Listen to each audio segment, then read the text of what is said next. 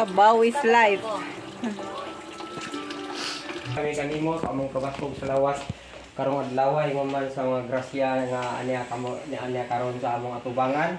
Ug nagpasalamat kami sa nag-birthday karon si Grace Blaso o si Felipe Blaso Jr. Felipe Blaso Jr. sa ilang adlaw na tawhan karong adlaw nga sila nagsaulog dinhi sa balay ni Alfreda Blaso. Kining tanan amahan among giday ug gipasalamatan.